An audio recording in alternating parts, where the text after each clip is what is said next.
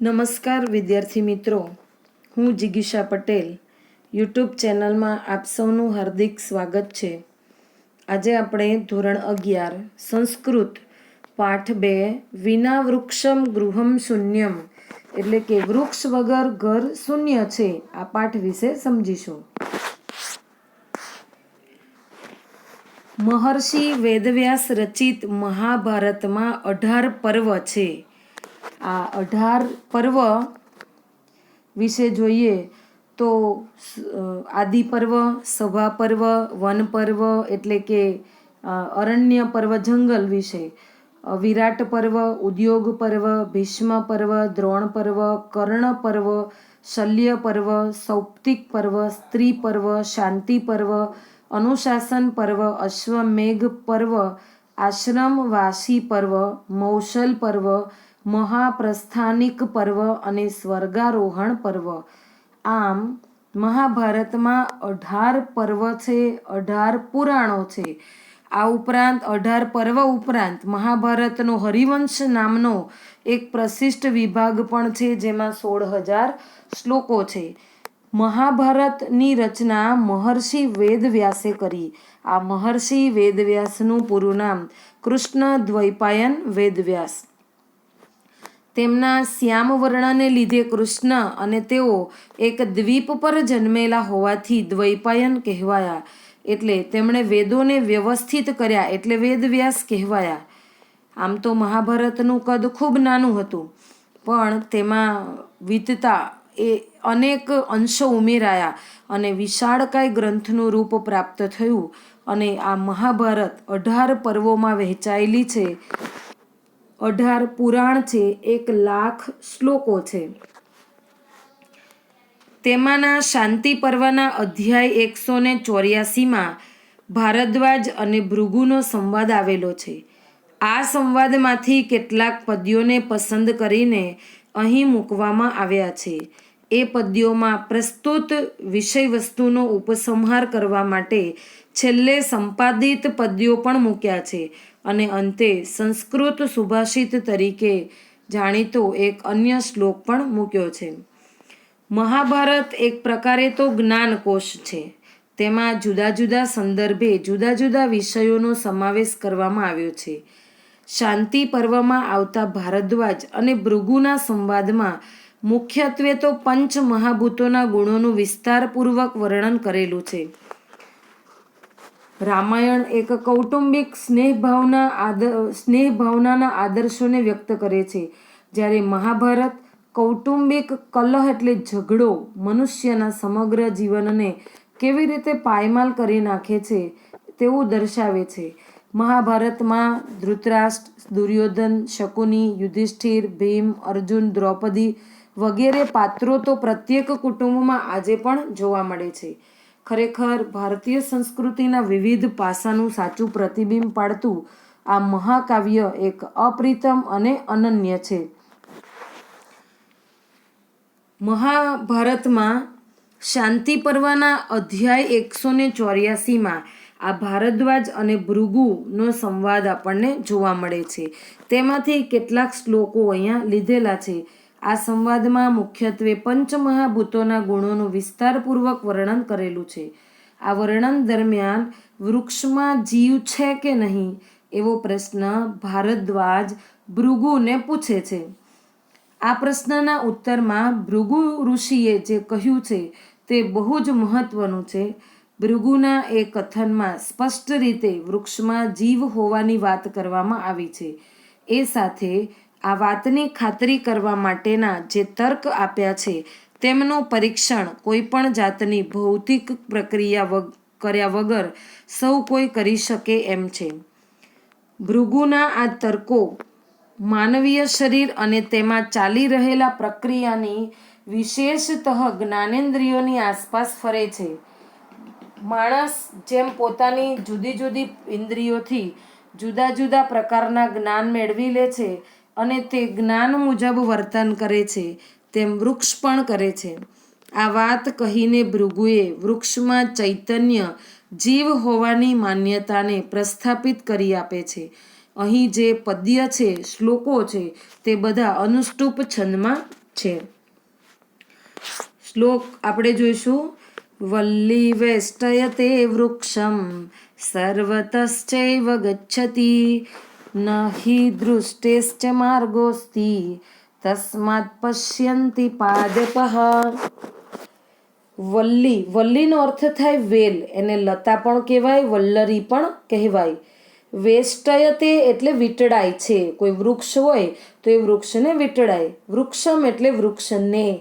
સર્વતઃ એટલે ચારેવ તરફથી. અને ગચ્છતિ એટલે જાય છે અથવા સરકે છે, આગળ ને આગળ વધે છે.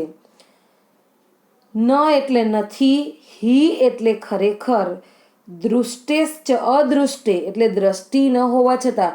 જો વેલ છે એને આંખો નથી હોતી, એટલે એને દ્રષ્ટિ ન હોવા છતાં, નજર ન હોવા છતાં, માર્ગ અસ્તિ અને માર્ગ મળી રહે છે. તસ્માત એટલે તેથી, પશ્યંતી એટલે જુએ છે, પાદપહા એટલે વૃક્ષો. આનું ભાષાંતર એવું થશે. વેલ વૃક્ષને વીંટળાય છે અને ચારે તરફથી સરકે છે. તેમજ દ્રષ્ટિ ન હોવા છતાં, વેલને આંખો ન હોવા છતાં તેને માર્ગ મળી રહે છે, આગળ સરકવાનો, આગળ ને આગળ વધવાનો રસ્તો મળી રહે છે. તેથી કહી શકાય કે વૃક્ષો જુએ છે. બીજો શ્લોક જોઈશું. પુણ્યા પુણ્યેસ્તથા ગંધે ધૂપેશ્ચ વિવિધૈરપી અરોગાઃ પુષ્પિતાઃ સંતિ તસ્માદ જિઘ્રન્તિ પાદપઃ. પુણ્ય, પુણ્ય એટલે કે પુણ્ય અને પાપ વડે. તથા એટલે તથા. ગંધૈ ધૂપેશ્ચ વિવિધૈરપી, વિવિધૈ એટલે જાત જાતના, ગંધ ધૂપ, ગંધ અને ધૂપ વડે, અરોગાહા એટલે નિરોગી અથવા રોગ વગરના, પુષ્પિતા એટલે ફૂલોથી યુક્ત, સંતિ એટલે છે. એક વચન હોય તો અસ્તિ આવે, બહુવચન હોય તો સંતિ આવે. તસ્માત એટલે તેથી, જિઘ્રંતિ એટલે સૂંઘે છે, પાદપહા એટલે વૃક્ષો. જુઓ, વૃક્ષો પવિત્ર અપવિત્ર ગંધ વડે તથા વિવિધ પ્રકારના ધૂપો વડે રોગરહિત અને પુષ્પોવાળા બને છે. તેથી કહી શકાય કે વૃક્ષો સૂંઘે છે. શ્લોક નંબર 3. પાદૈ સલિલપાનાચ્ચ વ્યાધીનાં ચાપી દર્શનાत् વ્યાધિ પ્રતિક્રિયત્વાચ્ચ વિદ્યતે રસનમ ધ્રુમે. પાદૈહિ એટલે પગ વડે. સલીલ પાનાચ્ચ, સલીલ એટલે પાણી અને પાનાત એટલે પીવાથી. વ્યાધિનામ એટલે રોગોના. ચાપી એની સંધિ છૂટી પડે, ચ પ્લસ અપી, ચનો અર્થ થાય અને અપીનો અર્થ થાય પણ. દર્શનાત એટલે દેખાવાથી. વ્યાધિ પ્રતિક્રિયત્વાચ્ચ એટલે રોગનો પ્રતિકાર કરવાની ક્રિયાને કારણે. વિદ્યતે એટલે જણાય છે. રસનમ એટલે રસનેન્દ્રિય, જે રસનેન્દ્રિય જીભ છે, જે સાધન વડે રસન ક્રિયા કરવામાં આવે છે, તે જીભને રસન તરીકે ઓળખવામાં આવે છે. અને દ્રુમે એટલે વૃક્ષમાં. આ ત્રીજા શ્લોકનું ભાષાંતર જોઈશું. પગ વડે પાણી પીવાને કારણે રોગોના દેખાવાથી પણ એના વૃક્ષના મૂળમાં ઔષધનું સિંચન કરવાથી રોગોનો પ્રતિકાર કરવાની ક્રિયાને કારણે જણાય છે કે વૃક્ષમાં રસનેન્દ્રિય એટલે કે જીભ છે. જો માણસને જીભ હોય, અહીંયા વૃક્ષને પણ જીભ છે. શ્લોક નંબર 4. વક્ત્રેણોત્પલનાલેન યથોર્ધ્વં જલમાદદેત તથા પવન સંયુક્તઃ પાદૈ પિબતિ પાદપઃ. હવે અહીંયા શું કહ્યું છે જુઓ. ઉત્પલનાલેન, વક્ત્રેણ એટલે મોઢાથી, આપણું મોઢું એમ વૃક્ષ પણ મોઢા વડે. ઉત્પલનાલેન જાણે કમળની દાંડીથી. નાલેન એટલે દાંડીથી અને ઉર્ધ્વમ એટલે ઊંચેથી. આદદે એટલે અહીં ખેંચે છે એવો અર્થ થાય, અહીંયા લે છે એવો અર્થ થાય. જલમ આદદેત, જલમ એટલે પાણી અને આદદેત એટલે ખેંચે છે. તથા એટલે તથા પવન સંયુક્ત, પવન એટલે કે પ્રાણથી યુક્ત, પાદૈહી એટલે પગો વડે અથવા વૃક્ષ છે એ પોતાના મૂળ વડે, આપણા પગ હોય એમ વૃક્ષના મૂળ હોય તો મૂળ વડે, પીબતી એટલે પીએ છે, પાદપહ એટલે વૃક્ષ. આ શ્લોકનું ભાષાંતર એવું થશે: જેમ કમળની દાંડી રૂપી ઊંચેથી પાણી લે છે અથવા ખેંચે છે, તેમ વૃક્ષ પવન અથવા પ્રાણથી યુક્ત પવનની સહાયથી પોતાના પગો વડે પાણી પીએ છે, પોતાના મૂળો દ્વારા એ જળપાન કરી શકે છે. ત્યાર પછીનો શ્લોક નંબર 5: સુખ દુઃખયોશ્ચ ગ્રહણાત છિન્નસ્ય ચ વિરોહણાત જીવમ પશ્યામિ વૃક્ષાણામ ચૈતન્યમ ન વિદ્યતે. અહીંયા સુખ દુઃખ યોહો, તો સુખ અને દુઃખના ગ્રહણાત એટલે ગ્રહણ કરવાને કારણે, છિન્નસ્ય કપાયેલા, વિરોહણાત પાંગરવાને કારણે, જીવમ એટલે જીવ, પશ્યામી એટલે જોઉં છું, વૃક્ષાણામ એટલે વૃક્ષોમાં, અચૈતન્યમ ચેતનતાનો અભાવ, ન વિદ્યતે દેખાતો નથી અથવા જણાતો નથી. આ શ્લોકનું ભાષાંતર થશે: સુખ અને દુઃખ ગ્રહણ કરવાને કારણે અને એકવાર કપાયેલા વૃક્ષના ફરી પાંગરવાને કારણે, પાંગરવું એટલે ફરી ઉગવાના કારણે, વૃક્ષમાં હું જીવ ચૈતન્ય જોઉં છું, ચેતનતાનો અભાવ નથી. પાંગરવું એટલે શું? તો વૃક્ષને આપણે એક વખત કાપી નાખીએ છીએ, ત્યાર પછી પણ વૃક્ષ જ્યાંથી કાપ્યું છે ત્યાંથી ફરીવાર ઉગે છે, એટલે કહી શકાય કે વૃક્ષમાં જીવ છે. શ્લોક નંબર 6: તેન તજ્જલમાદત્તમ જરયત્નગ્નિમારુતમ આહાર પરિમાણાચ્ચ સ્નેહો વૃદ્ધિશ્ચ જાયતે. તેન એટલે તેનાથી, તત એટલે તે, જલમ એટલે પાણી, આદત્તમ એટલે ખેંચેલું અથવા લીધેલું, જરયત્નગ્નિ જરયતિ એટલે પચાવે છે, અગ્નિ મારુતો અગ્નિ અને પવન, આહાર પરિમાણાત આહારનું પરિણામ મળતું હોવાને કારણે, સ્નેહો એટલે સ્નિગ્ધતા, વૃદ્ધિશ્ચ વધવું અથવા વૃદ્ધિ થવી, ચ એટલે અને, જાયતે એટલે થાય છે અથવા ઉત્પન્ન થાય છે. ભાષાંતર જોઈશું: તેનાથી તે વૃક્ષોથી ખેંચેલું પાણી તેમનામાં રહેલા અગ્નિ અને પવન પચાવે છે. જો વૃક્ષોને પણ આગળ વધવા માટે, ઉગવા માટે એને પવનની પણ, હવાની પણ જરૂર પડે અને ગરમી અગ્નિની પણ જરૂર પડે. એટલે અહીંયા કહ્યું છે કે તેનાથી તે વૃક્ષોથી ખેંચેલું પાણી તેમનામાં રહેલા અગ્નિ અને પવન પચાવે છે અને આહારનું પરિણામ મળતું, પાચન થતું હોવાને કારણે સ્નિગ્ધતા અને વૃદ્ધિ થાય છે. સ્નિગ્ધતા અને વૃદ્ધિ કોની થાય છે? તો વૃક્ષની. શ્લોક નંબર 7: એતેષાં સર્વવૃક્ષાણાં ઉચ્છેદં ન તુ કારયેત સંવર્ધને વિશેષેણ પ્રયતેત્યહિ તંદ્રિતઃ. એતેષાં એટલે આ બધા, સર્વવૃક્ષાણાં વૃક્ષોનો ઉચ્છેદ એટલે વિનાશ ન કરવો, ન તુ કારયેત ન કરવો જોઈએ. સંવર્ધને એટલે વૃક્ષોનો ઉછેર કરવામાં, વિશેષેણ વિશેષ રૂપથી ખાસ કરીને, પ્રયતેત એટલે પ્રયત્ન કરવો જોઈએ.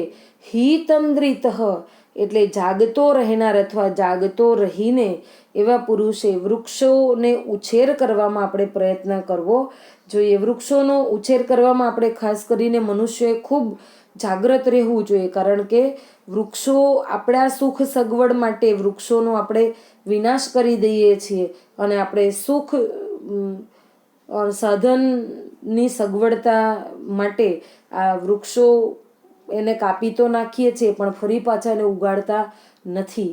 એટલે જાગૃત રહી અને આપણે વૃક્ષોનો ઉછેર કરવામાં પ્રયત્ન કરવો જોઈએ. આ શ્લોકનું ભાષાંતર જોઈશું.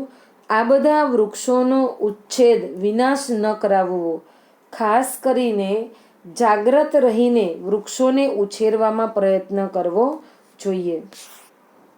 શ્લોક નંબર 8.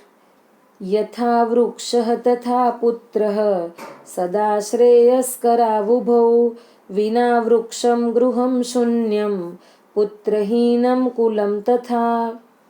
યથા એટલે જેમ, વૃક્ષઃ એટલે વૃક્ષ, તથા એટલે તેમ, પુત્રઃ એટલે પુત્ર છે, સદા એટલે બંને હંમેશા, શ્રેયસ્કરાવુભૌ બંને, શ્રેય એટલે કલ્યાણકારી હોય છે, વિના વૃક્ષમ ગૃહમ શૂન્યમ જેમ વૃક્ષ વગર ઘર ખાલીખમ છે, તેમ પુત્રહીનમ કુલમ તથા, તથા એટલે તેમ, પુત્રહીનમ પુત્ર વગરનું, કુલમ એટલે કુળ, શૂન્ય ફોગટ છે.